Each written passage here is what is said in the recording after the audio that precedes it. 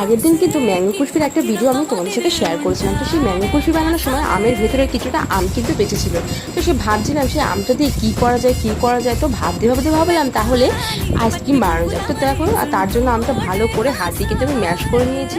তারপরে এর মধ্যে সেই যে দুধটা ছিল, মালাই দুধটা, তো সেই দুধটাও আমি এর মধ্যে দিয়ে গোলাচ্ছিলাম। তো গোলাতে ভাবলাম যে ব্যাটারটা অনেকটা গাঢ় হয়ে গেছে। তো তার জন্য এর মধ্যে কিছুটা জল আর চিনি দিয়ে ভালো করে মিক্স করে নিয়েছি।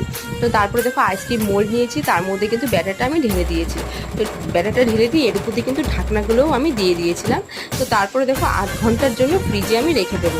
তো 8 ঘন্টার পরে ফ্রিজে রেখে দেওয়ার পরে আইসক্রিমগুলো দেখো দেখতে কতটা ভালো হয়েছে, আর খেতেও কিন্তু একদম দারুণ হয়েছে। আর একটু আস্তে আস্তে আম ছিল, তো সেই আমগুলো খেতে পুরো আম সত্যের মতো লাগছিল।